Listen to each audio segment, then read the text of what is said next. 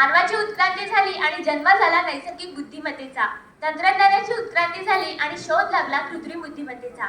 आता ही आव्हान ठरते की वरदान? ही विचारधारा वेध घेते भविष्याचा, ही विचारधारा वेध घेते भविष्याचा. अहो, या आधी मी बातम्यांमध्ये पाहिलंय, एक महिला रोबोट बातम्या सांगते, निवेदन करते. सोफिया नामक महिला रोबोट तर वित्त व्यवस्थापन या विषयावर चक्क इंटरव्ह्यू सुद्धा देते. आणि इतकंच काय तर महेश कोठारे यांनी त्यांच्या येणाऱ्या चित्रपटात लक्ष्मीकांत बेर्डे पुन्हा दिसणार अशी घोषणाही केली. आणि याही पलीकडे फोनवर आवाजाची नक्कल करून पैशाची मागणीही केली जाते. बरं, पण मग हे सगळं काय आहे? का मी तुम्हाला या सर्व घटना सांगते? आणि मुख्यतः या घटनांचा आणि आपल्या स्पर्धेचा काय संबंध? तर संबंध आहे, आणि तोही थेट कृत्रिम बुद्धिमत्तेशी. होय, कृत्रिम बुद्धिमत्ता म्हणजेच आर्टिफिशियल इंटेलिजन्स, मानवाप्रमाणे कार्य करण्यास प्रोग्राम केलेली मशीन. ही एक संगणक विज्ञानाची शाखा असून औद्योगिक क्रांती 4चा एक भाग आहे. पण मग ही कृत्रिम बुद्धिमत्ता म्हणजे नेमकं काय? तिचे फायदे, आव्हाने, संभाव्यता या सर्व गोष्टींचे पैलू आज मी तुमच्यासमोर उलगडणार आहे. आणि हाच तर आपल्या अखिल भारतीय विद्यार्थी विज्ञान मेळाव्याचा विषय आहे की कृत्रिम बुद्धिमत्ता, संभाव्यता व आव्हाने.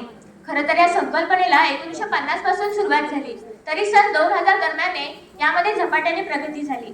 मानवाप्रमाणे कार्य करण्यास व प्रोग्राम बनण्यास ही कृत्रिम बुद्धिमत्ता 3 टप्प्यात सक्षम बनते: मशीन लर्निंग, सखोल शिक्षण व डेटा सायन्स.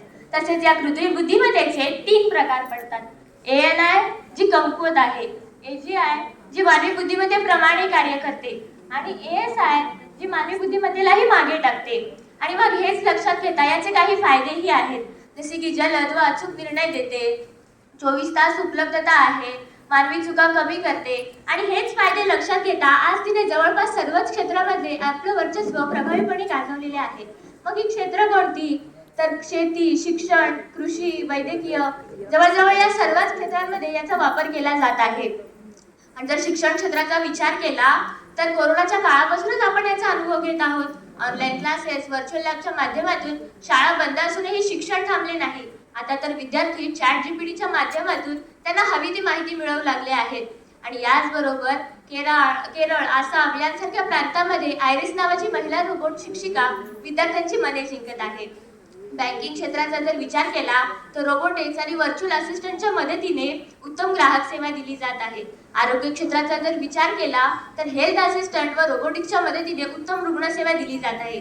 कृषी क्षेत्रामध्ये तर ड्रोन व रोबोटिक्सच्या मदतीने शेतीचे उत्पादन वाढण्यास सुद्धा मदत केली जाते. आणि याचबरोबर गुगल, अलेक्सा व सिरी यांसारखे व्हॉइस असिस्टंट, मेटा, फेसबुक, जवळजवळ या सर्वांमध्येच AIचा सर्रास वापर केला जातो. आणि याचबरोबर टेस्लाची स्वयंचलित कार आज मार्केटमध्ये आली आहे.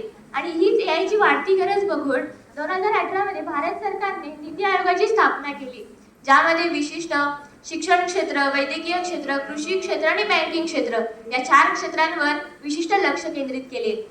नाण्याच्या जशा 2 बाजू असतात तशा कृत्रिम बुद्धिमत्तेचे फायदे ही नाण्याची पहिली बाजू, तर तिच्यामुळे आपल्यासमोर उभी असलेली आव्हाने ही नाण्याची दुसरी बाजू आहे.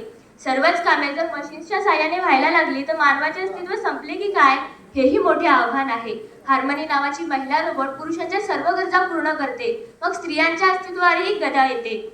याचबरोबर वैद्यकीय क्षेत्रामध्ये होणाऱ्या रोगांची पूर्वकल्पना मिळाल्यामुळे व त्याच्या उपाययोजना यांच्याही पूर्वकल्पना मिळाल्यामुळे मानवाचे आयुर्मान वाढून लोकसंख्येवर त्याचा परिणाम होतो. आणि लोकसंख्या वाढली की त्याच्यामुळे अन्नसाखळीवर सुद्धा परिणाम होतो. डेटा कमतरता तर आहेच, पण यामुळे जर हा डेटा लीक झाला तर सायबर सुरक्षा आणि गोपनीयतेचा भंग होण्याचेही मोठे आव्हान आपल्या समोर आहे. नैतिक समस्या, डीप फेक व्हिडिओ आणि भविष्यात नोकरी जाण्याची खूप मोठी भीती आहे. आणि यामुळे बेरोजगारीचे मोठे आव्हान आपल्या भारतासमोर उभे आहे. याचबरोबर या AIचा जास्तीत जास्त फायदा हा श्रीमंत लोकांना होईल, व पुन्हा श्रीमंत लोक आणि गरीब लोक यांमध्ये पुन्हा खूप मोठी दरी वाढत जाईल. त्यानंतर आपला भारत देश हा चीन, अमेरिका यांसारख्या देशापेक्षा मागे आहे. का? तर त्यांचं इन्फ्रास्ट्रक्चर जे आपल्याकडे कमी आहे. आणि यामुळेच मग आपण कायमचं त्या बलाढ्य देशावर अवलंबून राहावे लागणार की काय, हेही मोठे आव्हान आहे. पण ही आव्हाने जरी भरपूर असली तरी ती संपुष्टात आणून त्यावर कार्य करण्याचा संभव आहे. आणि यामुळे शालेय शिक्षणात याचा वापर करायला पाहिजे, जेणेकरून ही यंत्रणा चालवण्यास चांगले machine learning engineer, software engineer यांची निर्मिती होईल. आणि जरी आपल्या भारत देशाची जर लोकसंख्येचा विचार केला तरी ती जास्त आहे, पण तरी यामध्ये युवक पिढी ही जास्त आहे सरासरीने. आणि या त्यांना योग्य मार्गदर्शनाची गरज असते. जपानमधील मशिरो नावाचा दृष्टीने दिव्यांग असलेला एक युवक स्टेडियम पर्यंत एकटा खेळण्यासाठी गेला. मग इतरही दिव्यांग लोक आहेत ज्यांना याचा फायदा करून घेता येईल. विशेष गरजा असणाऱ्या शाळकरी विद्यार्थ्यांनाही याचा फायदा करून घेता येईल. त्याचबरोबर आपला भारत देश हा बहुभाषीय देश आहे.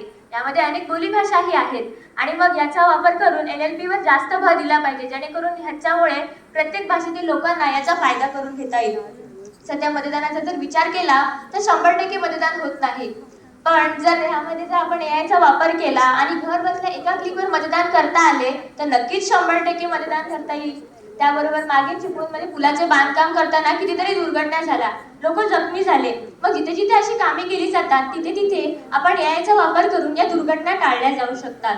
2024 पर्यंतची जर आपली भारताची गुंतवणूक बघितली तर ती 3.24 बिलियन इतकी आहे. आणि कालच परवाच झालेल्या अर्थसंकल्पामध्ये 255 कोटीचा निधी मंजूर झाला आहे.